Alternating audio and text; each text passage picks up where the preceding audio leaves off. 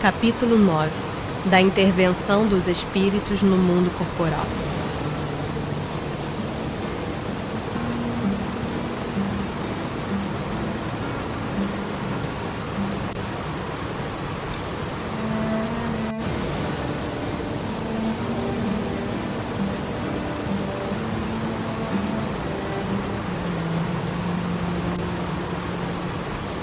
Faculdade que tem os espíritos de penetrar os nossos pensamentos. Veem os espíritos tudo o que fazemos? Podem ver, os que constantemente vos rodeiam. Cada um, porém, só vê aquilo a que dá atenção. Não se ocupam com o que lhes é indiferente. Podem os espíritos conhecer os nossos mais secretos pensamentos? Muitas vezes chegam a conhecer o que desejarias ocultar de vós mesmos. Nem atos nem pensamentos se lhes podem dissimular. Assim, mais fácil nos seria ocultar de uma pessoa viva qualquer coisa do que esconder dessa mesma pessoa depois de morta? Certamente. Quando vos julgais muito ocultos, é comum terdes ao vosso lado uma multidão de espíritos que vos observam. Que pensam de nós os espíritos que nos cercam e observam? Depende. Os levianos riem das pequenas partidas que vos pregam e zombam das vossas impaciências. Os espíritos sérios se compadecem dos vossos reveses e procuram ajudá-vos. Influência oculta dos espíritos em nossos pensamentos e atos. Influem os espíritos em nossos pensamentos, em nossos atos? Muito mais do que imaginais. Influem a tal ponto que de ordinário são eles que vos dirigem. De par com os pensamentos que nos são próprios, outros haverá que nos sejam sugeridos? Vossa alma é um espírito que pensa. Não ignorais que frequentemente muitos pensamentos vos acodem a um tempo sobre o mesmo assunto, e não raro contrários uns aos outros? Pois bem, no conjunto deles estão sempre de mistura os vossos com os nossos. Daí a incerteza em que vos vedes. É que tendes em vós duas ideias a se combater. Como havemos de distinguir os pensamentos que nos são próprios dos que nos são sugeridos? Quando um pensamento vos é sugerido, tendes a impressão de que alguém vos fala. Geralmente os pensamentos próprios são os que acodem em primeiro lugar. Afinal, não vos é de grande interesse estabelecer essa distinção. Muitas vezes é útil que não saibais fazê-la. Não a fazendo, obra o homem com mais liberdade. Se se decide pelo bem, é voluntariamente que o pratica. Se toma o mau caminho, maior será a sua responsabilidade. É sempre dentro de si que os homens inteligentes e de gênio tiram suas ideias? Algumas vezes, essas ideias vêm do seu próprio espírito. Porém, de outras muitas, lhes são sugeridas por espíritos que os julgam capazes de compreendê-las e dignos de vulgarizá-las. Quando tais homens não as acham em si mesmos, apelam para a inspiração. Fazem assim, sem o suspeitarem, uma verdadeira evocação. Disse comumente ser sempre bom o primeiro impulso. É exato? Pode ser bom ou mau, conforme a natureza do espírito encarnado. É sempre bom naquele que atende às boas inspirações. Como distinguirmos se um pensamento sugerido procede de um bom espírito ou de um espírito mau? Estudai o caso. Os bons espíritos só para o bem aconselham. Compete-vos discernir. Com que fim os espíritos imperfeitos nos induzem ao mal? Para que sofrais como eles sofrem. E isso lhes diminui os sofrimentos? Não, mas fazem-no por inveja, por não poderem suportar que haja seres felizes. De que natureza é o sofrimento que procuram infligir aos outros? Os que resultam de ser de ordem inferior à criatura e de estar afastada de Deus. Por que permite Deus que espíritos nos excitem ao mal? Os espíritos imperfeitos são instrumentos próprios a pôr em prova a fé e a constância dos homens na prática do bem. Como espírito que és, tens que progredir na ciência do infinito. Daí o passares pelas provas do mal, para chegares ao bem. A nossa missão consiste em vos colocar no bom caminho, desde que sobre vós atuem influências más, é que vós as atraís, desejando o mal. Porquanto os espíritos inferiores correm a vos auxiliar no mal, logo que desejes praticá-lo. Só quando queiras o mal, podem eles ajudar-vos para a prática do mal. Se fores propenso ao assassínio, terás em torno de vós uma nuvem de espíritos a te alimentarem no íntimo esse pendor. Mas outros também te cercarão, esforçando-se por te influenciarem para o bem, o que restabelece o equilíbrio da balança e te deixa senhor de vossos atos. Pode o homem eximir-se da influência dos espíritos que procuram arrastá-lo ao mal? Pode, visto que tais espíritos só se apegam aos que pelos seus desejos os chamam, ou aos que pelos seus pensamentos os atraem. Renunciam às suas tentativas os espíritos cuja influência a vontade do homem repele? Que querias que fizessem? Quando nada conseguem, abandonam o campo. Entretanto, ficam à espreita de um momento propício, como o gato que tocaia o rato. Por que meio podemos neutralizar a influência dos maus espíritos? Praticando o bem e pondo em Deus toda a vossa confiança, repelireis a influência dos espíritos inferiores e aniquilareis o império que desejem ter sobre vós. Guardai-vos de atender às sugestões dos espíritos que vos suscitam maus pensamentos, que sopram a discórdia entre vós outros e que vos insuflam as paixões más. Desconfiai especialmente dos que vos exaltam o orgulho, pois que esses vos assaltam pelo lado fraco. Essa a razão por que Jesus, na oração dominical, vos ensinou a dizer: Senhor, não nos deixeis cair em tentação, mas livra-nos do mal. Os espíritos que ao mal procuram induzir-nos e que põem assim em prova a nossa firmeza no bem, procedem desse modo cumprindo missão? E se assim é, cabe-lhes alguma responsabilidade? A nenhum espírito é dada a missão de praticar o mal. Aquele que o faz por conta própria, sujeitando-se, portanto, às consequências. Pode Deus permitir-vos que assim proceda, para vos experimentar. Nunca, porém, vos determina tal procedimento. Compete-vos, pois, repeli-lo. Quando experimentamos uma sensação de angústia, de ansiedade indefinível ou de íntima satisfação, sem que lhe conheçamos a causa, devemos atribuí-la unicamente a uma disposição física? É quase sempre efeito das comunicações em que, inconscientemente, entrais com os espíritos, ou da que com eles tivestes durante o sono.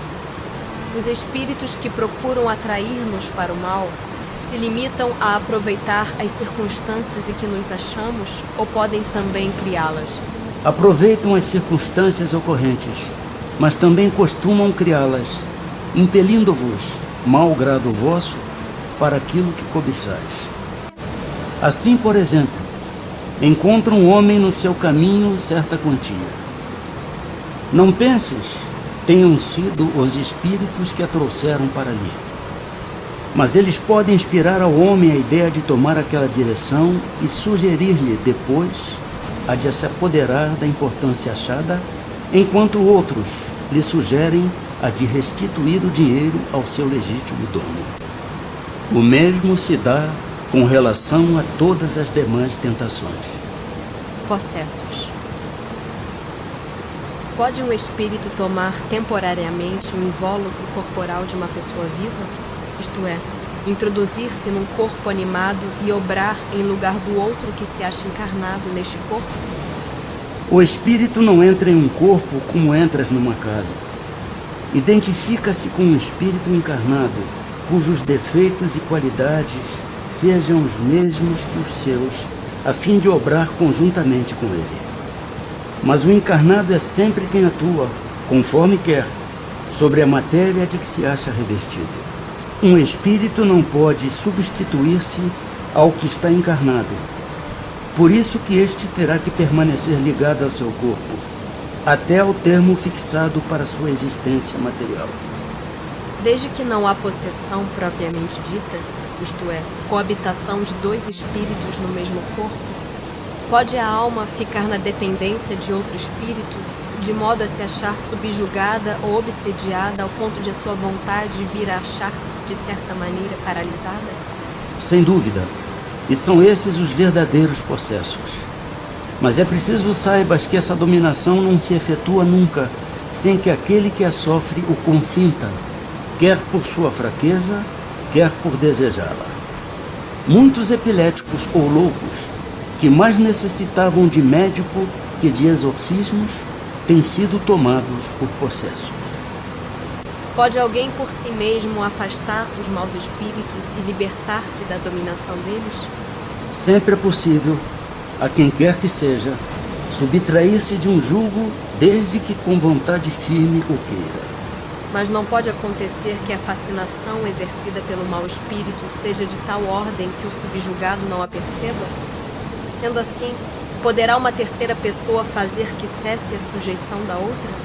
E nesse caso, qual deve ser a condição dessa terceira pessoa? Sendo ela um homem de bem, a sua vontade poderá ter eficácia, desde que apele para o concurso dos bons espíritos. Porque quanto mais digna for a pessoa, tanto maior poder terá sobre os espíritos imperfeitos para afastá-los e sobre os bons para os atrair. Todavia, nada poderá, se o que estiver subjugado não lhe prestar o seu concurso. Há pessoas a quem agrada uma dependência que lhes lisonjeia os gostos e os desejos. Qualquer, porém, que seja o caso, aquele que não tiver puro coração, nenhuma influência exercerá. Os bons espíritos não lhe atendem ao chamado e os maus não o temem. As fórmulas de exorcismo têm qualquer eficácia sobre os maus espíritos? Não. Estes últimos riem e se obstinam quando veem alguém tomar isso a sério. Pessoas há, animadas de boas intenções e que, nada obstante, não deixam de ser obsediadas. Qual então o melhor meio de nos livrarmos dos espíritos obsessores? Cansar-lhes a paciência. Nenhum valor lhes dar as sugestões. Mostrar-lhes que perdem o tempo. Em vendo que nada conseguem, afastem-se. A prece é meio eficiente para a cura da obsessão? A prece é em tudo um poderoso auxílio. Mas crede que não basta que alguém murmure algumas palavras para que obtenha o que deseja. Deus assiste os que obram, não os que se limitam a pedir. É, pois, indispensável que o obsidiado faça por sua parte o que se torne necessário para destruir em si mesmo a causa da atração dos maus espíritos. O que se deve pensar da expulsão dos demônios mencionada no Evangelho? Depende da interpretação que se lhe dê. Se chamar demônio ao mau espírito que domine um indivíduo, desde que se lhe destrua a influência, ele terá sido verdadeiramente expulso. Se ao demônio atribuirdes a causa de uma enfermidade, quando a houver descurado, direis com acerto que expulsastes o demônio. Uma coisa pode ser verdadeira ou falsa, conforme o sentido que empresteis às palavras. As maiores verdades estão sujeitas a parecer absurdos, uma vez que se atenda apenas à forma ou que se considere como realidade a alegoria. Compreendei bem isto, e não o esqueçais nunca, pois que se presta a uma aplicação geral. Convulsionários. Desempenham os espíritos algum papel nos fenômenos que se dão com os indivíduos chamados convulsionários? Sim, e muito importante, bem como o magnetismo, que é a causa originária de tais fenômenos. O charlatanismo, porém, os tem a miúde explorado e exagerado, de sorte ao lançá-los ao ridículo. De que natureza são, em geral, os espíritos que concorrem para a produção desta espécie de fenômenos? Pouco elevada. Supondes que espíritos superiores se deleitem com tais coisas? Como é que sucede estender-se subitamente a toda uma população o estado anormal dos convulsionários e dos que sofrem de crises nervosas? Efeito de simpatia. As disposições morais se comunicam muito facilmente em certos casos. Não és tão alheio aos efeitos magnéticos que não compreendas isto e a parte que alguns espíritos naturalmente tomam no fato, por simpatia com aqueles que os provocam. Qual a causa da insensibilidade física que se observa em alguns convulsionários, assim como em outros indivíduos submetidos às mais atrozes torturas? Em alguns, é exclusivamente efeito do magnetismo, que atua sobre o sistema nervoso, do mesmo modo que certas substâncias. Em outros, a exaltação do pensamento embota a sensibilidade. Dir-se-ia que nestes, a vida se retirou do corpo para se concentrar toda no espírito. Não sabeis que quando o espírito está vivamente preocupado com uma coisa, o corpo nada sente, nada vê e nada ouve? A afeição que os espíritos votam a certas pessoas. Os espíritos se afeiçoam de preferência a certas pessoas? Os bons espíritos simpatizam com os homens de bem, ou suscetíveis de se melhorarem. Os espíritos inferiores com os homens viciosos, ou que podem tornar-se tais. Daí suas afeições, como consequência da conformidade dos sentimentos. É exclusivamente moral a afeição que os espíritos votam a certas pessoas? A verdadeira afeição nada tem de carnal. Mas quando um espírito se apega a uma pessoa, nem sempre o faz só por afeição. A estima que essa pessoa lhe inspira pode agregar-se uma reminiscência das paixões humanas. Interessam-se os espíritos pelas nossas desgraças e pela nossa prosperidade? Afligem-se os que nos querem bem com os males que padecemos durante a vida? Os bons espíritos fazem todo o bem que lhes é possível e se sentem ditosos com as vossas alegrias. Afligem-se com os vossos males, quando os não suportais com resignação, porque nenhum benefício então tirais deles, assemelhando-vos em tais casos ao doente que rejeita a beberragem amarga que o há de curar. Dentre os nossos males, de que natureza são os de que mais se afligem os espíritos por nossa causa? Serão os males físicos ou os morais? O vosso egoísmo e a dureza dos vossos corações. Daí decorre tudo mais. Riem-se de todos esses males imaginários que nascem do orgulho e da ambição. Rejubilam com os que redundam na abreviação do tempo das vossas provas. Os parentes e amigos que nos precederam na outra vida, maior simpatia nos votam do que os espíritos que nos são estranhos? Sem dúvida. E quase sempre vos protegem como espíritos, de acordo com o poder de que dispõem. São sensíveis à afeição que lhes conservamos? Muito sensíveis, mas esquecem-se daqueles que os esquecem. Anjos da guarda. Espíritos protetores, familiares ou simpáticos. Há espíritos que se liguem em particular a um indivíduo para protegê-lo? Há o irmão espiritual, o que chamais o bom espírito ou o bom gênio. Que se deve entender por anjo de guarda ou anjo guardião? O espírito protetor, pertencente a uma ordem elevada. Qual a missão do espírito protetor? A de um pai com relação aos filhos.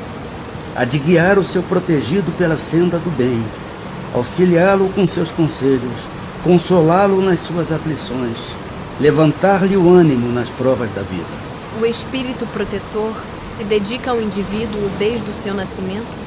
Desde o nascimento até a morte, e muitas vezes o acompanha na vida espírita depois da morte, e mesmo através de muitas existências corpóreas, que mais não são do que fases curtíssimas da vida do espírito. É voluntária ou obrigatória a missão do espírito protetor? O espírito fica obrigado a vos assistir, uma vez que aceitou esse encargo. Cabe-lhe, porém, o direito de escolher seres que lhe sejam simpáticos. Para alguns, é um prazer. Para outros, missão ou dever. Renuncia o espírito a proteger outros indivíduos? Não, mas protege-os menos exclusivamente. O espírito protetor fica fatalmente preso à criatura confiada à sua guarda? Frequentemente sucede que alguns espíritos deixam suas posições de protetores para desempenhar diversas missões, mas nesse caso, outros os substituem. Poderá dar-se que o espírito protetor abandone o seu protegido por se lhe mostrar este rebelde aos conselhos? Afasta-se quando vê que seus conselhos são inúteis e que mais forte é no seu protegido a decisão de submeter-se à influência dos espíritos inferiores. Mas não o abandona completamente e sempre se faz ouvir. É então o homem quem tapa os ouvidos. O protetor volta, desde que este o chame. Instruções dos Espíritos. São Luís, Santo Agostinho. É uma doutrina esta dos anjos guardiães, que pelo seu encanto e doçura deverá converter os mais incrédulos. Não vos parece grandemente consoladora a ideia de terdes sempre junto de vós seres que vos são superiores, prontos sempre a vos aconselhar e amparar, a vos ajudar na ascensão da abrupta montanha do bem, mais sinceros e dedicados amigos do que todos os que mais intimamente se vos liguem na terra? Eles se acham ao vosso lado por ordem de Deus. Foi Deus quem aí os colocou, e aí permanecendo por amor de Deus, desempenham bela, porém penosa missão. Sim, onde quer que estejais, estarão convosco. Nem nos cárceres, nem nos hospitais, nem nos lugares de devassidão, nem na solidão, estáis separados desses amigos, a quem não podeis ver, mas cujo brando influxo vossa alma sente, ao mesmo tempo que lhes ouve os ponderados conselhos.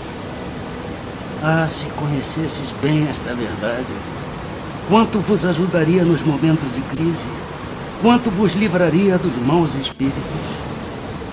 Mas, ó, quantas vezes no dia solene não se verá esse anjo constrangido a vos observar. Não te aconselhei isto, entretanto não o fizeste. Não te mostrei o abismo, contudo nele te precipitaste. Não fiz ecoar na tua consciência a voz da verdade. Preferiste, no entanto, seguir os conselhos da mentira. Ó, interrogai os vossos anjos guardiães. Estabelecei entre eles e vós essa terna intimidade que reina entre os melhores amigos. Não penseis em lhes ocultar nada, pois que eles têm o olhar de Deus e não podeis enganá-los.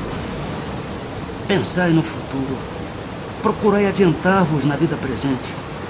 Assim fazendo, encurtareis vossas provas e mais felizes tornareis as vossas existências. Vamos, homens, coragem. De uma vez por todas lançai para longe todos os preconceitos e ideias preconcebidas. Entrai na nova senda que diante dos pastos se vos abre. Caminhai, tendes guias, segui-os, que a meta não vos pode faltar, porquanto essa meta é o próprio Deus. Aos que considerem possível que espíritos verdadeiramente elevados se consagrem à tarefa tão laboriosa e de todos os instantes, diremos que nós vos influenciamos as almas, estando embora muitos milhões de léguas distantes de vós. O espaço para nós nada é, e não obstante viverem noutro mundo, os nossos espíritos conservam suas ligações com os vossos. Gozamos de qualidades que não podeis compreender, mas ficais certos de que Deus não nos impôs tarefa superior às nossas forças e de que não vos deixou sós na terra sem amigos e sem amparo. Cada anjo de guarda tem o seu protegido, pelo qual vela como o pai pelo filho. Alegra-se quando o vê no bom caminho, sofre quando ele lhe despreza os conselhos. Não receeis fatigar-nos com as vossas perguntas. Ao contrário, procurai estar sempre em relação conosco. Sereis assim mais fortes e mais felizes. São essas comunicações de cada um com seu espírito familiar que fazem sejam médiuns todos os homens, médiuns ignorados hoje, mas que se manifestarão mais tarde e se espalharão qual oceano sem margens, levando de roldão a incredulidade e a ignorância. Homens doutos, instruí os vossos semelhantes. Homens de talento, educai os vossos irmãos. Não imaginais que obra fazeis desse modo? A do Cristo, a que Deus vos impõe. Para que vos outorgou Deus a inteligência e o saber, senão para os repartirdes com os vossos irmãos, senão para fazerdes que se adiantem pela senda que conduz à bem-aventurança, à felicidade eterna. O espírito que abandona o seu protegido, que deixa de lhe fazer bem, pode fazer-lhe mal? Os bons espíritos nunca fazem mal. Deixam que o façam aqueles que lhes tomam o lugar.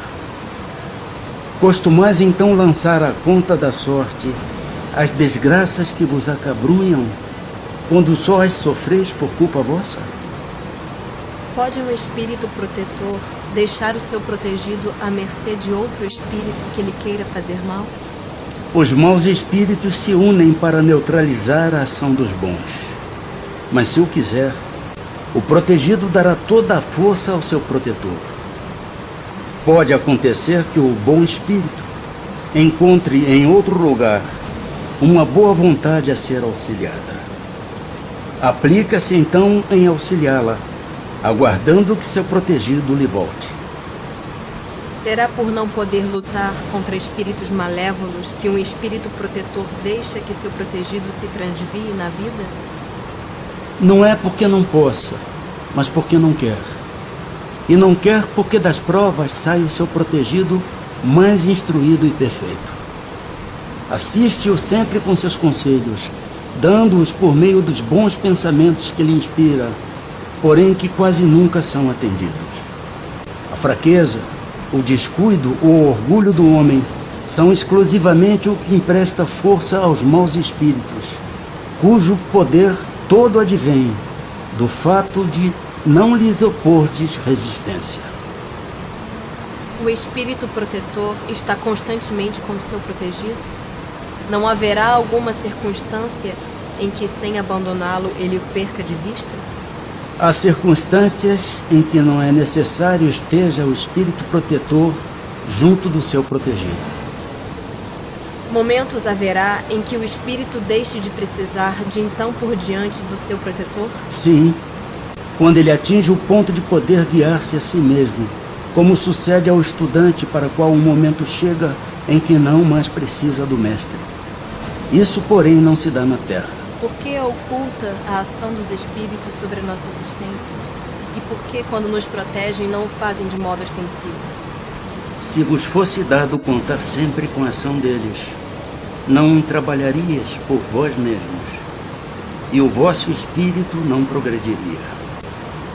Para que este possa adiantar-se, precisa de experiência, adquirindo-a frequentemente à sua custa. É necessário que exercite suas forças, sem o que seria como a criança, a quem não consentem que ande sozinha. A ação dos espíritos que vos querem bem é sempre regulada de maneira que não vos tolha o livre arbítrio, porquanto Se não tivesses responsabilidade, não avançarias na senda que vos há de conduzir a Deus. Não vendo quem o ampara, o homem se confia às suas próprias forças.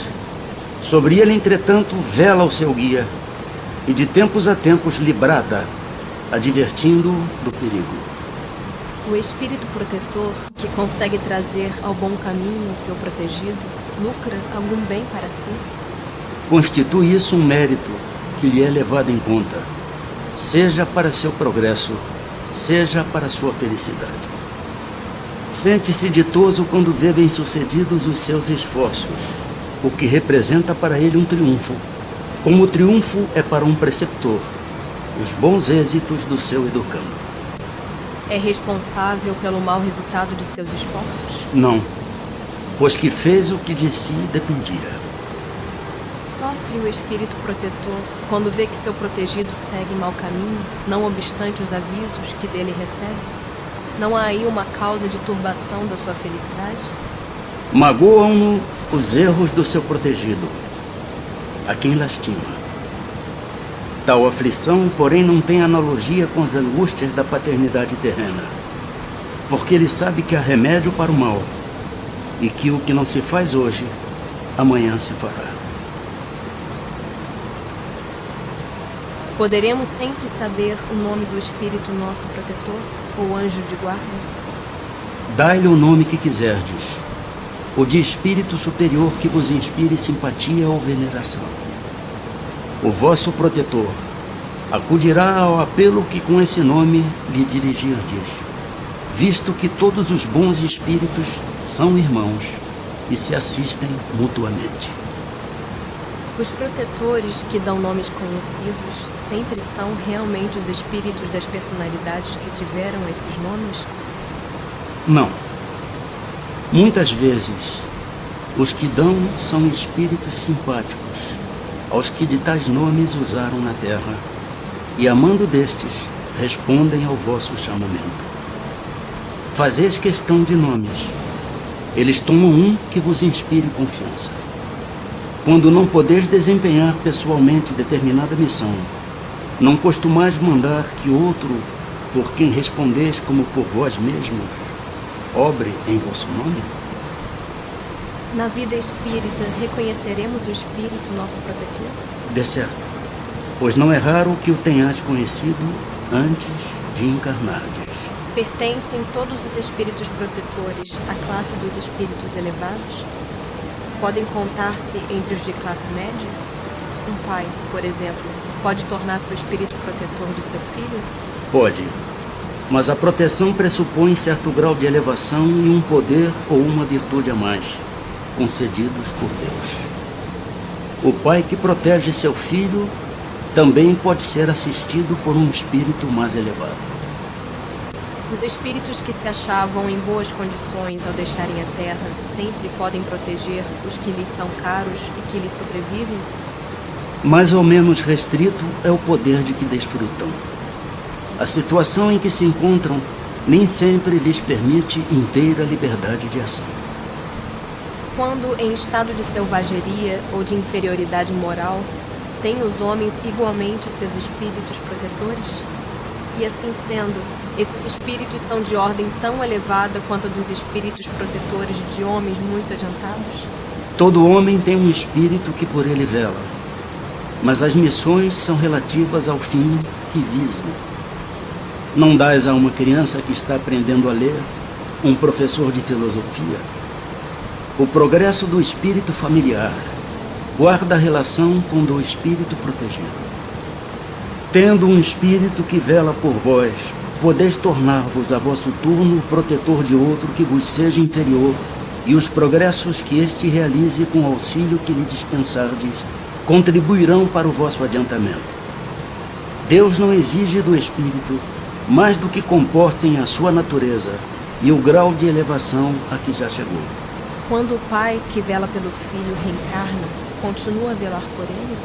Isso é mais difícil. Contudo, de certo modo o faz, pedindo num instante de despreendimento a um espírito simpático que o assista nessa missão. Demais, Os espíritos só aceitam missões que possam desempenhar até o fim. Encarnado mormente em mundo onde a existência é material, o espírito se acha muito sujeito ao corpo para poder dedicar-se inteiramente a outro espírito, isto é, para poder assisti-lo pessoalmente. Tanto assim que os que ainda não se elevaram bastante são também assistidos por outros que lhes estão acima, de tal sorte que, se por qualquer motivo um venha a faltar, outro lhe supre a falta. A cada indivíduo achar-se-á ligado, além do espírito protetor, um mau espírito, com o fim de impeli-lo ao erro e de lhe proporcionar ocasiões de lutar entre o bem e o mal? Ligado não é o termo. É certo que os maus espíritos procuram desviar do bom caminho o homem quando se lhes depara a ocasião. Sempre, porém, que um deles se liga a um indivíduo, o faz por si mesmo, porque conta ser atendido. Há então luta entre o bom e o mal, vencendo aquele por quem o homem se deixe influenciar. Podemos ter muitos espíritos protetores? Todo homem conta sempre espíritos mais ou menos elevados que com ele simpatizam, que lhe dedicam afeto e por ele se interessam, como também tem junto de si outros que o assistem no mal. Os espíritos que conosco simpatizam atuam em cumprimento de missão? Não raro desempenham missão temporária, porém as mais das vezes são apenas atraídos pela identidade de pensamentos e sentimentos, assim para o bem como para o mal. Parece lícito deduzir-se daí que os espíritos a quem somos simpáticos podem ser bons ou maus, não? Sim, qualquer que seja o seu caráter, o homem sempre encontra espíritos que com ele simpatizam. Os espíritos familiares são os mesmos a quem chamamos espíritos simpáticos ou espíritos protetores? Há gradações na proteção e na simpatia. Dai a eles os nomes que quiserdes. O espírito familiar é antes o amigo da casa. O que se há de pensar dessas pessoas que se ligam a certos indivíduos para levá-los à perdição ou para guiá-los pelo bom caminho? Efetivamente, certas pessoas exercem sobre outras uma espécie de fascinação que parece irresistível. Quando isso se dá no sentido do mal, são maus espíritos, de que outros espíritos também maus se servem para subjugá-las. Deus permite que tal coisa ocorra, para vos experimentar. Poderiam os nossos bons e maus gênios encarnar a fim de mais de perto nos acompanharem na vida? Isso às vezes se dá.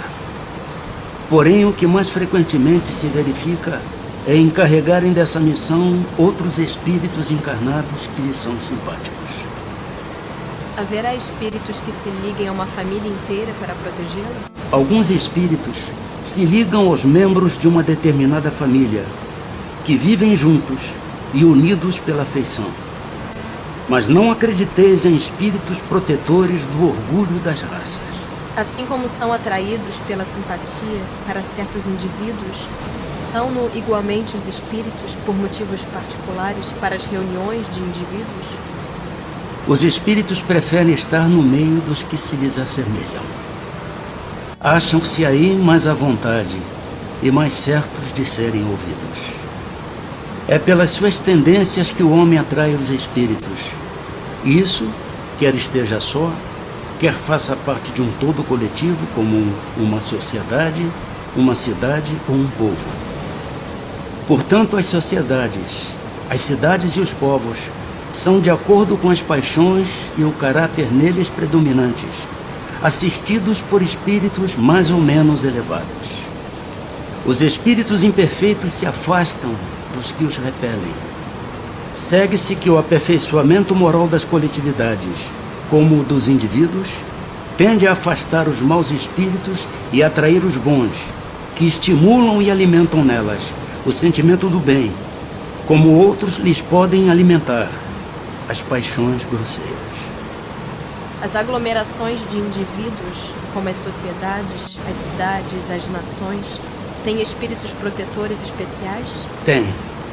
Pela razão de que esses agregados são individualidades coletivas que, caminhando para um objetivo comum, precisam de uma direção superior.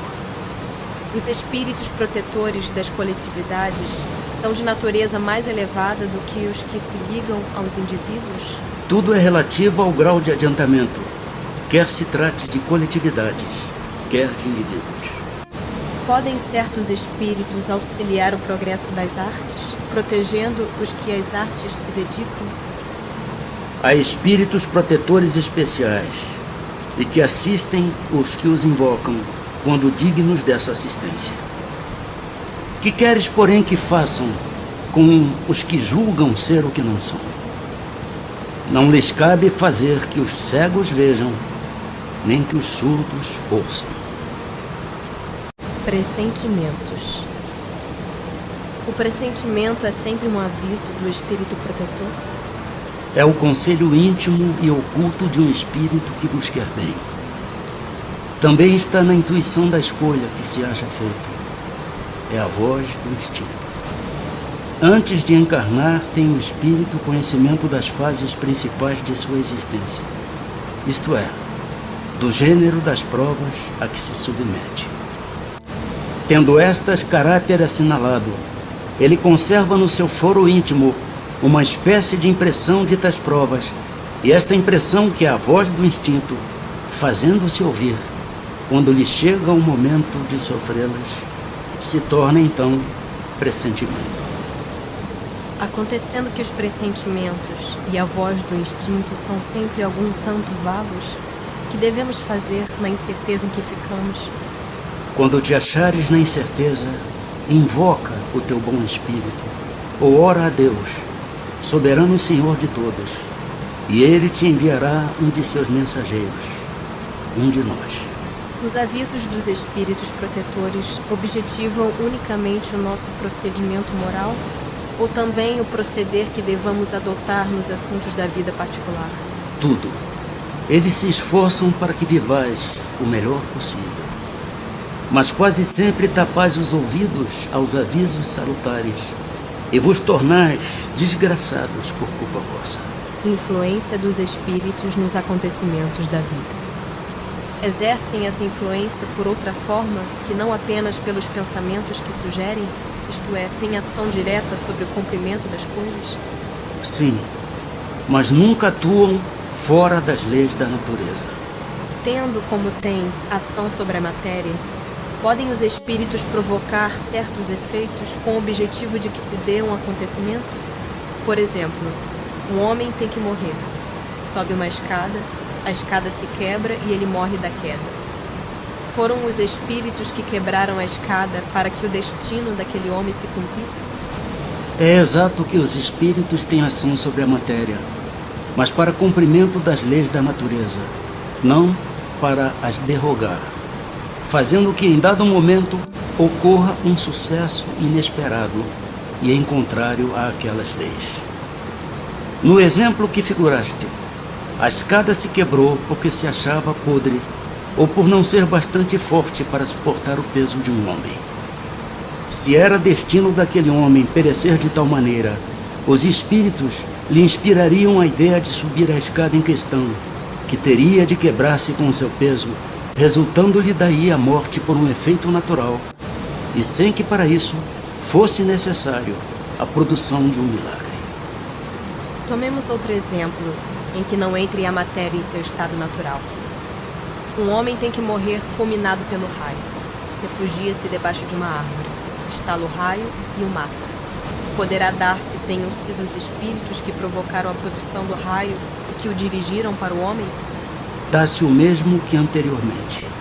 O raio caiu sobre aquela árvore em tal momento, porque estava nas leis da natureza que assim acontecesse. Não foi encaminhado para a árvore, por se achar debaixo dela o homem. A este, sim, foi inspirada a ideia de se abrigar debaixo de uma árvore, sobre a qual cairia o raio, porquanto a árvore não deixaria de ser atingida, só por não lhe estar debaixo da fronde o homem. No caso de uma pessoa mal intencionada disparar sobre outra um projetil que apenas lhe passe perto sem a atingir, poderá ter sucedido que um espírito bondoso haja desviado o projetil? Se o indivíduo alvejado não tem que perecer desse modo, o espírito bondoso lhe inspirará a ideia de se desviar, ou então poderá ofuscar o que empunha a arma, de sorte a fazê-lo apontar mal. Porquanto, uma vez disparada a arma, o projetil segue a linha que tem de percorrer. Que se deve pensar das balas encantadas de que falam algumas lendas e que fatalmente atingem o alvo? Pura imaginação. O homem gosta do maravilhoso e não se contenta com as maravilhas da natureza. Podem os espíritos que dirigem os acontecimentos terrenos ter obstado a sua ação por espíritos que queiram o contrário? O que Deus quer se executa. Se houver demora na execução, ou lhe surjam obstáculos, é porque Deus assim o quis. Não podem os espíritos levianos e zombeteiros criar pequenos embaraços à realização dos nossos projetos e transtornar as nossas previsões? Serão eles, numa palavra, os causadores do que chamamos pequenas misérias da vida humana? Eles se comprazem em vos causar aborrecimentos que representam para vós provas destinadas a exercitar a vossa paciência. Cansam-se, porém, quando veem que nada conseguem. Entretanto, não seria justo nem acertado imputar-lhes todas as decepções que experimentais, e de que sois os principais culpados pela vossa irreflexão. Fica certo de que se a tua louça se quebra, é mais por descuido teu do que por culpa dos espíritos. Destes, os que provocam contrariedades obram impelidos por animosidade pessoal, ou assim procedem contra qualquer, sem motivo determinado, por pura malícia? Por uma e outra coisa. Às vezes, os que assim vos molestam são inimigos que granjeastes nesta ou em precedente existência. Doutras vezes, nenhum motivo há. Extingue-se com a vida corpórea a malevolência dos seres que nos fizeram mal na terra? Muitas vezes reconhecem a injustiça com que procederam e o mal que causaram. Mas também não é raro que continuem a perseguir-vos, cheios de animosidade, se Deus o permitir, por ainda vos experimentar. Pode-se pôr termo a isso? Por que meio?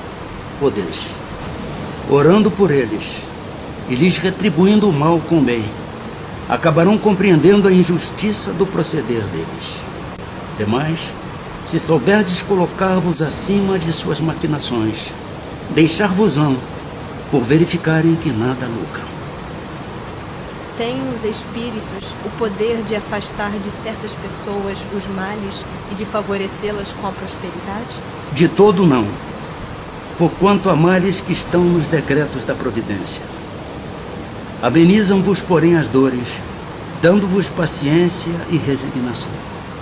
Ficai igualmente sabendo que de vós depende, muitas vezes, poupar-vos aos males, ou quando menos atenuá-los. A inteligência, Deus vô-la outorgou, para que dela vos servais. E é principalmente por meio da vossa inteligência que os espíritos vos auxiliam, sugerindo-vos ideias propícias ao vosso bem. Mas não assistem senão os que sabem assistir-se a si mesmos. Mas não assistem senão os que sabem assistir-se a si mesmos. Esse é o sentido destas palavras. Buscai e achareis. Batei e se vos abrirá. Sabei ainda que nem sempre é um mal o que vos parece sê-lo. Frequentemente, do que considerais um mal, sairá um bem muito maior. Quase nunca compreendeis isso, porque só atentais no momento presente ou na vossa própria pessoa. Podem os espíritos fazer que obtenham riquezas os que lhes pedem que assim aconteça? Algumas vezes como prova. Quase sempre, porém, recusam, como se recusa a criança a satisfação de um pedido inconsiderado. São os bons ou os maus espíritos que concedem esses favores? Uns e outros. Depende da intenção. As mais das vezes, entretanto, os que os concedem São os espíritos que vos querem arrastar para o mal e que encontram meio fácil de o conseguirem, facilitando-vos os gozos que a riqueza proporciona. Será por influência de algum espírito que fatalmente a realização dos nossos projetos parece encontrar obstáculos? Algumas vezes é isso efeito da ação dos espíritos. Muito mais vezes, porém, é que andais errados na elaboração e na execução dos vossos projetos. Muito influem nesses casos a posição e o caráter do indivíduo. Se vos obstinais em ir por um caminho que não deveis seguir, os espíritos nenhuma culpa têm dos vossos insucessos. Vós mesmos vos constituís em vossos maus gênios. Quando algo de venturoso nos sucede, é ao Espírito nosso protetor que devemos agradecê-lo? Agradecei primeiramente a Deus, sem cuja permissão nada se faz. Depois aos bons espíritos, que foram os agentes da sua vontade. O que sucederia se nos esquecêssemos de agradecer? O que sucede aos ingratos. No entanto, pessoas há que não pedem nem agradecem, e às quais tudo sai bem. Assim é de fato, mas importa ver o fim. Pagarão bem caro essa felicidade de que não são merecedoras, pois quanto mais houverem recebido, tanto maiores contas terão que prestar. A ação dos espíritos nos fenômenos da natureza. São devidos a causas fortuitas ou, ao contrário, têm todos um fim providencial? Os grandes fenômenos da natureza, os que se consideram como perturbação dos elementos? Tudo tem uma razão de ser, e nada acontece sem a permissão de Deus. Objetivam sempre o homem esses fenômenos? Às vezes tem como imediata razão de ser o homem. Na maioria dos casos, entretanto, tem por único motivo o restabelecimento do equilíbrio e da harmonia das forças físicas da natureza. Concebemos perfeitamente que a vontade de Deus seja a causa primária, nisto como em tudo. Porém, sabendo que os espíritos exercem ação sobre a matéria e que são os agentes da vontade de Deus, perguntamos se alguns dentre eles não exercerão certa influência sobre os elementos para os agitar, acalmar ou dirigir. Mas, evidentemente, nem poderia ser de outro modo. Deus não exerce ação direta sobre a matéria. Ele encontra agentes dedicados em todos os graus da escala dos mundos. A mitologia dos antigos se fundava inteiramente em ideias espíritas, com a única diferença de que consideravam os espíritos como divindades. Representavam esses deuses ou esses espíritos com atribuições especiais. Assim, uns eram encarregados dos ventos, outros do raio, outros de presidir ao fenômeno da vegetação e etc. Semelhante crença é totalmente destituída de fundamento? Tampouco destituída é de fundamento, que ainda está muito aquém da verdade. Poderá então haver espíritos que habitem o interior da Terra e presidam aos fenômenos geológicos? Tais espíritos não habitam positivamente a Terra. Presidem aos fenômenos e os dirigem de acordo com as atribuições que têm. Dia virá em que recebereis a explicação de todos esses fenômenos e os compreendereis melhor. Formam categoria especial no mundo espírita os espíritos que presidem aos fenômenos da natureza? Serão seres à parte ou espíritos que foram encarnados como nós? Que foram ou que o serão. Pertencem esses espíritos às ordens superiores ou às inferiores da hierarquia espírita? Isso é conforme seja mais ou menos material, mais ou menos inteligente o papel que desempenhem. Uns mandam, outros executam. Os que executam coisas materiais são sempre de ordem inferior. Assim entre os espíritos, como entre os homens. A produção de certos fenômenos, das tempestades, por exemplo, é obra de um só espírito ou muitos se reúnem formando grandes massas para produzi-los? Reúnem-se em massas inumeráveis. Os espíritos que exercem ação nos fenômenos da natureza operam com conhecimento de causa, usando do livre-arbítrio, ou por efeito de instintivo ou irrefletido impulso? Uns sim, outros não. Estabeleçamos uma comparação. Considera essas miríades de animais que, pouco a pouco, fazem emergir do mar ilhas e arquipélagos. Julgas que não há aí um fim providencial e que essa transformação da superfície do globo não seja necessária à harmonia geral? Entretanto, são animais de ínfima ordem que executam essas obras, provendo as suas necessidades e sem suspeitarem de que são instrumentos de Deus. Pois bem, do mesmo modo, os espíritos mais atrasados oferecem utilidade ao conjunto, enquanto se ensaiam para a vida, antes que tenham plena consciência de seus atos e estejam no gozo pleno do livre-arbítrio, atuam em certos fenômenos de que inconscientemente se constituem os agentes. Primeiramente, executam. Mais tarde, quando suas inteligências já houverem alcançado um certo desenvolvimento, ordenarão e dirigirão as coisas do mundo material. Depois poderão dirigir as do mundo moral. É assim que tudo serve, que tudo se encadeia na natureza, desde o átomo primitivo até o arcanjo, que também começou por ser átomo. Admirável lei de harmonia, que o vosso acanhado espírito ainda não pôde apreender em seu conjunto. Os espíritos durante os combates. Durante uma batalha, há espíritos assistindo e amparando cada um dos exércitos? Sim, e que lhes estimulam a coragem. Estando numa guerra, a justiça sempre de um dos lados, como pode haver espíritos que tomem o partido dos que se batem por uma causa injusta? Bem sabeis haver espíritos que só se comprazem na discórdia e na destruição. Para esses, a guerra é a guerra. A justiça da causa pouco os preocupa. Podem alguns espíritos influenciar o general na concepção de seus planos de campanha? Sem dúvida alguma, podem influenciá-lo nesse sentido, como com relação a todas as concepções. Poderiam maus espíritos suscitar-lhe planos errôneos com o fim de levá-lo à derrota? Podem, mas não tem ele o livre-arbítrio?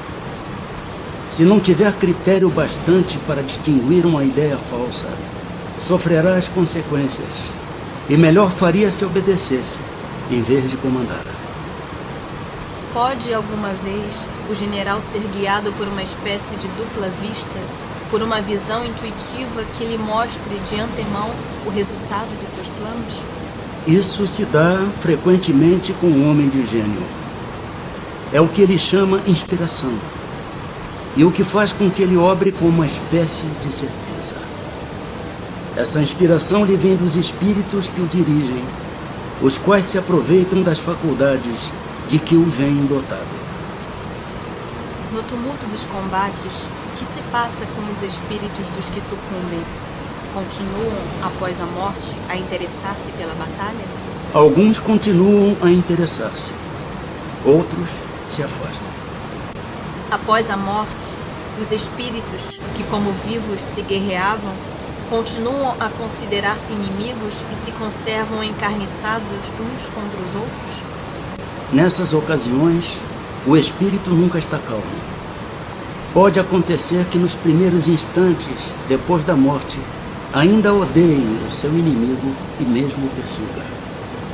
Quando, porém, se lhe restabelece a serenidade nas ideias, vê que nenhum fundamento há mais para a sua animosidade. Contudo, não é impossível que dela guarde vestígios mais ou menos fortes, conforme o seu caráter. Continua a ouvir o rumor da batalha? Perfeitamente. O espírito que, como espectador, assiste calmamente a um combate, observa o ato de separar-se a alma do corpo? Como é que esse fenômeno se lhe apresenta à observação? Raras são as mortes verdadeiramente instantâneas. Na maioria dos casos, o espírito cujo corpo acaba de ser mortalmente ferido não tem consciência imediata desse fato. Somente quando ele começa a reconhecer a nova condição em que se acha, é que os assistentes podem distingui-lo a mover-se ao lado do cadáver. Parece isso tão natural que nenhum efeito desagradável lhe causa a vista do corpo morto. Tendo-se a vida toda concentrado no espírito, só ele prende a atenção dos outros. É com ele que estes conversam, ou a ele é que fazem determinações. Pactos. Algo de verdade haverá nos pactos com os maus espíritos? Não, não há pactos. Há, porém, naturezas más que simpatizam com os maus espíritos. Por exemplo, queres atormentar o teu vizinho e não sabes como has de fazer. Chamas então por espíritos inferiores que, como tu, só querem o mal e que, para te ajudarem, exigem que também os sirvas em seus maus desígnios. Mas não se segue que o teu vizinho não possa livrar-se deles por meio de uma conjuração oposta e pela ação da sua vontade. Aquele que intenta praticar uma ação má, pelo simples fato de alimentar essa intenção, chama em seu auxílio maus espíritos, aos quais fica então obrigado a servir, porque dele também precisam esses espíritos para o mal que queiram fazer. Nisto apenas é que consiste o pacto. Qual o sentido das lendas fantásticas em que figuram indivíduos que teriam vendido suas almas a Satanás para obterem certos favores? Todas as fábulas encerram um ensinamento e um sentido moral. O vosso erro consiste em tomá-las ao pé da letra. Isso a que te referes é uma alegoria que se pode explicar desta maneira. Aquele que chama em seu auxílio os espíritos, para deles obter riquezas ou qualquer outro favor, rebela-se contra a providência. Renuncia à missão que recebeu e às provas que lhe cumpre suportar neste mundo. Sofrerá na vida futura as consequências desse ato. Não quer isto dizer que sua alma fique para sempre condenada à desgraça. Mas desde que, em lugar de se desprender da matéria, nela cada vez se enterra mais, não terá no mundo dos espíritos a satisfação de que haja gozado na terra, até que tenha resgatado a sua falta por meio de novas provas, talvez maiores e mais penosas. Coloca-se por amor dos gozos materiais, na dependência dos espíritos impuros. Estabelece-se assim, tacitamente entre estes e o delinquente, um pacto que o leva à sua perda, mas que lhe será sempre fácil romper, se o quiser firmemente, granjeando a assistência dos bons espíritos. Poder oculto. Talismãs. Feiticeiros. Pode um homem mau, com o auxílio de um mau espírito que lhe seja dedicado, fazer mal ao seu próximo? Não. Deus não o permitiria. O que se deve pensar da crença no poder que certas pessoas teriam de enfeitiçar? Algumas pessoas dispõem de grande força magnética, de que podem fazer mau uso, se maus forem seus próprios espíritos, caso em que possível se torna serem secundados por outros espíritos maus. Não creais, porém, num pretenso poder mágico que só existe na imaginação de criaturas supersticiosas, ignorantes das verdadeiras leis da natureza. Os fatos que citam como prova da existência desse poder são fatos naturais, mal observados e, sobretudo, mal compreendidos. Que efeito podem produzir as fórmulas e práticas mediante as quais pessoas há que pretendem dispor do concurso dos espíritos? O efeito de torná-las ridículas, se procedem de boa fé. No caso contrário, são tratantes que merecem castigo. Todas as fórmulas são mera charlatanaria.